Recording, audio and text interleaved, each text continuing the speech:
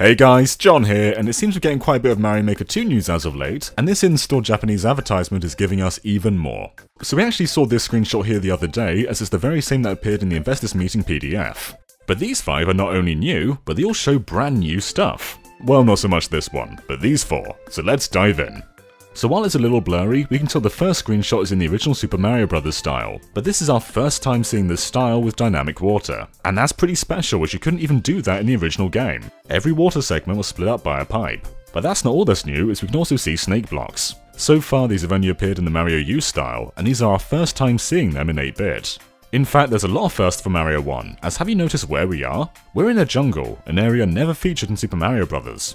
Now there's one more thing catching our eye here, and that's Mario himself. For starters, he's not quite in his usual colour scheme. In fact, in the original Mario Maker, you could only get these colours from finishing the 100 Mario Challenge or scanning a Mario amiibo. Does that mean amiibo costumes are back? Most likely, but hang on, why is Mario so big? The original costume didn't change Mario's size at all, and even if he were to grow, Mario is still huge here. This is how he looks like next to a Cheep Cheep and Super Form in the Wii U game, and here's how he looks in Mario Maker 2.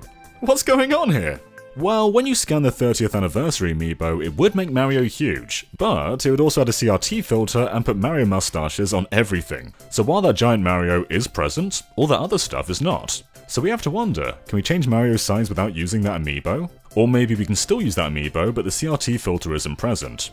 What if there's an in-game mechanic that replicates the tiny and huge gimmick from Mario 3? Either that, or maybe we can customize Mario's size. It's a little hard to say without seeing it in action. Moving on to the next screenshot, we have Mario 3D World, and almost everything here is brand new. For one, we haven't seen 3D World in the snow style yet, only Mario U. And also, Meowser!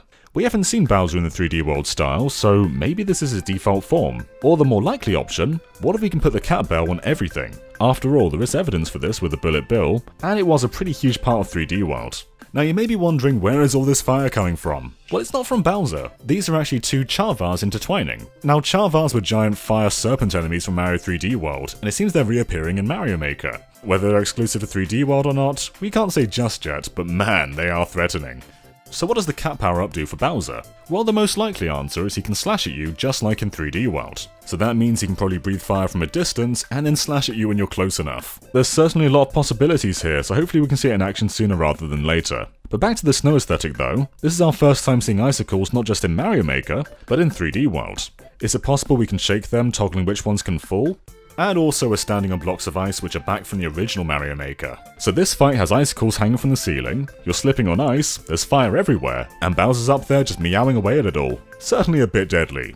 Alright, let's move on to the third screenshot in the Mario 3 style. Now this one's a little hard to work out, but there doesn't seem to be a great deal new. We've seen Mario 3 in this area already, but here's the interesting part. We're seeing a brand new function from this rail where you can dangle both items and enemies. For instance, we can see a coin here, a green Cheep Cheep here, and what might even be Bowser over here.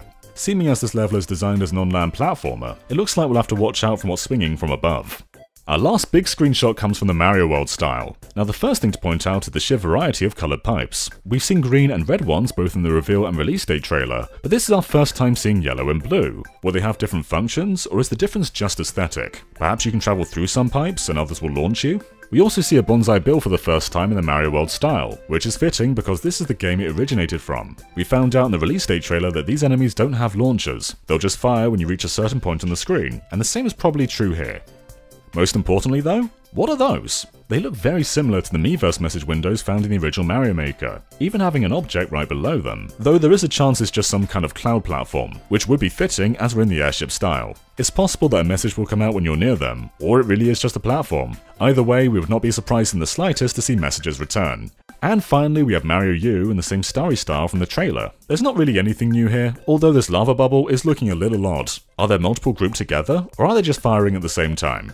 Anyway, that's all the new stuff we could point out in these Mario Maker 2 screenshots. If you want to learn more from Mario Maker 2, we have a 1.5 hour analysis for you to watch. There's certainly a lot of stuff hiding. Anyways, let us know if you guys found anything else in the comments below, and of course be sure to subscribe to GameXplain for a lot more on Mario Maker 2, and other things gaming too. Until next time, bye.